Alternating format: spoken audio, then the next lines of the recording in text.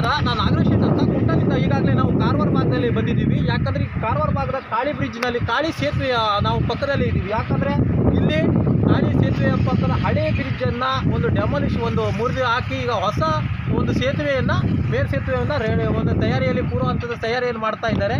So ಈಗಾಗಲೇ ಕೆಲಸ ಕಾರ್ಯಗಳು ಪ್ರಗತಿಯಲ್ಲಿದೆ, ತಾವಿನ್ನು ಕಾಣ್ಬೋದು ಪ್ರಗತಿಯಲ್ಲಿದೆ.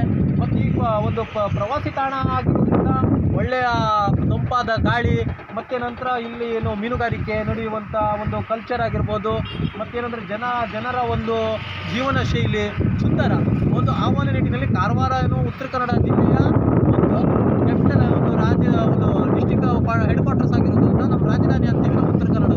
ಸೊ ಅದೇ ರೀತಿಯಲ್ಲಿ ನಮ್ಮದು ಕರ್ನಾಟಕದ ಕಾಶ್ಮೀರ ಅಂತ ಕೂಡ ಹೇಳ್ತೀವಿ, ಪ್ರಖ್ಯಾತಿಯನ್ನು ಪಡೆದಿದೆ.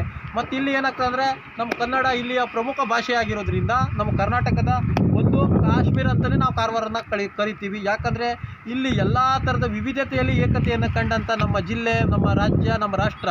ಯಾಕಂದರೆ ಎಲ್ಲ ಸಮಾಜದವರು, ಎಲ್ಲ ಧರ್ಮದವರು, ಎಲ್ಲ ಜನಾಂಗದವರು ಇಲ್ಲಿ ನಮ್ಮ ಉತ್ತರ ಕನ್ನಡ ಜಿಲ್ಲೆಯಲ್ಲಿ ವಾಸ ಮಾಡ್ತಾರೆ. ಅದರಲ್ಲೂ ಕಾರವಾರದಲ್ಲೂ ಎಲ್ಲ ಜನಾಂಗದವರು ಕೂಡ ವಾಸವನ್ನು ಮಾಡ್ತಾರೆ. ನಾವು ನೋಡ್ಬೋದು ಈಗಾಗಲೇ ಕೆಲಸ ಕಾರ್ಯಗಳು, ಈಗ ಸೇತುವೆಯ ಕೆಲಸ ಕಾರ್ಯಗಳು ಕೂಡ ಪ್ರಗತಿಯಲ್ಲಿದೆ. ಮತ್ತೇನೆಂದರೆ ಇಲ್ಲಿ ನೋಡುವಂಥದ್ದು ಹತ್ತಿರವಾಗಿ ನಮಗೆ ಸಮುದ್ರವನ್ನು ಕಾಣ್ಬೋದು.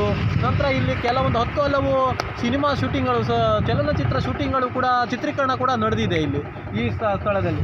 ಒಂದು ಉತ್ತಮವಾದ ಮತ್ತು ಹಳೆಯ ಒಂದು ಬ್ರಿಡ್ಜ್ನಲ್ಲೂ ಕೂಡ, ಹಳೆಯ ಸೇತುವೆಯಲ್ಲೂ ಕೂಡ ಒಳ್ಳೆ ರೀತಿಯಾದಂಥ ಒಳ್ಳೊಳ್ಳೆ ಸಿನಿಮಾಗಳು, ಒಂದು ಚಲನಚಿತ್ರಗಳು ಚಿತ್ರೀಕರಣ ಕೂಡ ನಡೆದಿದ್ದಾವೆ. ಮತ್ತೇನೆಂದರೆ ಇಲ್ಲಿ ನೋಡೋದಕ್ಕೆ ಒಂದು ಒಳ್ಳೆಯ ಪ್ರವಾಸಿ ತಾಣ ಆಗಿರೋದ್ರಿಂದ ನಮ್ಮ ಕಾಳಿ ಸೇತುವೆ ಏನು ಒಂದು ಹೊಸ ಸೇತುವೆ ಬಿಟ್ಟಿದ್ದಾರೆ. ಒಂದೇ ಸೇತುವೆಯಲ್ಲಿ ಎಲ್ಲ ಒಂದೇ ಸೇತುವೆಯಲ್ಲಿ ಎಲ್ಲ ಒಂದು ಗಾಡಿ ವಾಹನಗಳು ಸಂಚಾರ ಮಾಡ್ತಾ ಇವೆ.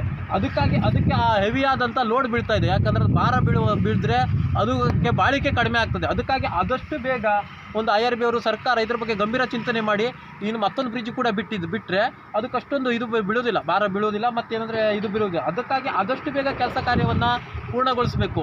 ಆ ಒಂದು ನಿಟ್ಟಿನಲ್ಲಿ ನಾವು ಕೇಂದ್ರ ಸರ್ಕಾರಕ್ಕಾಗಿರ್ಬೋದು, ರಾಜ್ಯ ಸರ್ಕಾರಕ್ಕೆ, ಎಲ್ಲ ಒಂದು IRB ಕಂಪ್ನಿಯವರಿಗೆ ನಾವು ಹೇಳ್ಕೊಳ್ತಾ ಇದ್ದೀವಿ. ಯಾಕಂದರೆ ನೀವು ಆದಷ್ಟು ಒಂದು ಮೃದು ಧೋರಣೆ ಮತ್ತು ಲೇಟಾದ ತಡವಾಗಿ ಧೋರಣೆಯನ್ನು ಮಾಡಿದರೆ ನಮ್ಮ ಮತ್ತೊಂದು ಹೊಸ ಬ್ರಿಡ್ಜಿಗೆ, ಹೊಸ ಸೇತುವೆಗೆ ಒಂದು ಹಾನಿಯಾಗುವಂಥ ಸಾಧ್ಯತೆಗಳು ಕೂಡ ಇರ್ತವೆ.